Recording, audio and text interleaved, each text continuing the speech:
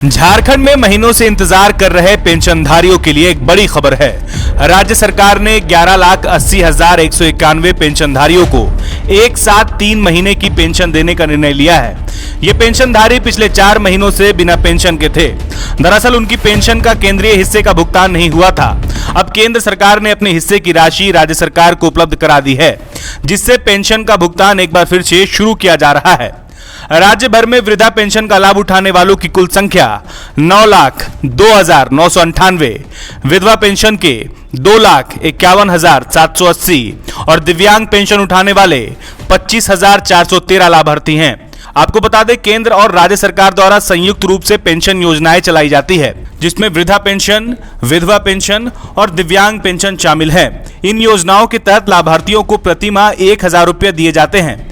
Pension की राशि का एक हिस्सा केंद्र सरकार की ओर से दिया जाता है और बाकी राशि राज्य सरकार द्वारा दी जाती है। पेंशन वितरण के लिए दोनों की राशि की निकासी एक साथ होती है, लेकिन राज्य को 24-25 के वित्तीय वर्ष में अब तक केंद्र से 6 माह की पेंशन राशि नहीं मिली थी, जिससे पेंशन का वितरण रुका हुआ था। जून तक ही केंद्र सरकार ने राशि भेजी थी। इसके बाद केंद्र सरकार की तरफ से कोई राशि नहीं आई थी। अब समाज कल्याण विभाग ने इस मुद्दे पर आवश्यक दिशा निर्देश जारी करने का वादा किया है। इसके तहत पेंशनधारियों को अक्टूबर, नवंबर और दिसंबर की पेंशन एक साथ दी जाएगी। इससे पेंशनधारियों को 4 माह बाद राहत मिलेगी। इस मुद्दे पर राज्य के पूर्व मंत्री अमर बावरी ने हेमंत सरकार पर तीखा हमला बोला था। उनका कहना था कि राज्य सरकार की लापरवाही की वजह से लाखों गरीबों, विधवा और दिव्यांग लोग पेंशन योजनाओं से वंचित हो रहे हैं। उनका आरोप था कि सरकार के इस रवैये से लोगों को गंभीर समस्याओं का सामना करना पड़ रहा है। अमर बावरी ने कहा था कि राज्य में पेंशन योजना के तहत हर 3 महीने में उपयोगिता प्रमाण पत्र जमा करने की अनिवार्यता है, लेकिन समाज कल्याण विभाग की लापरवाही के कारण लाभार्थी पेंशन से वंचित हैं। उन्होंने यह भी कहा था कि पिछले 4 महीनों से पेंशन का भुगतान नहीं हुआ है, जिससे गरीबों की मुश्किलें बढ़ रही हैं।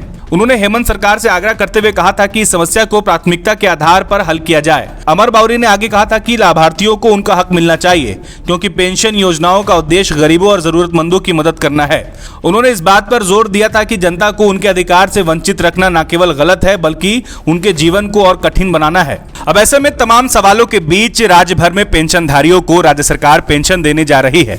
राज्य भर में जिलावार पेंशनधारियों की कुल संख्या पर एक नजर डालते हैं।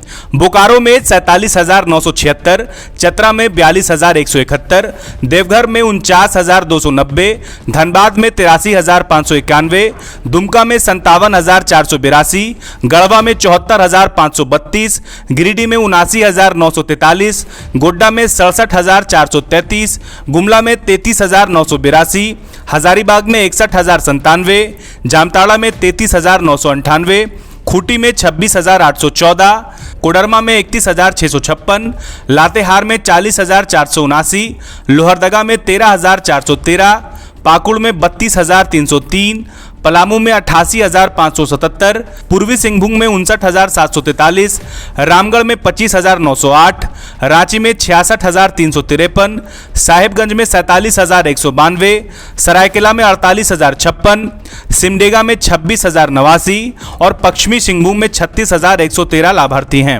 एवं इंजीनियर बनकर भरे सफलता की ऊंची उड़ान, जहां साधारण छात्र भी झारखंड टॉपर्स बनकर बना रहे इतिहास। दूरदर्शी शिक्षाविद श्री विपिन सिंह के मार्गदर्शन में मेडिकल एवं इंजीनियरिंग के लाखों छात्रों के लिए आशा की किरण के रूप में goal nations leading in TheFollowUp.in. Like, share and subscribe. www.thefollowup.in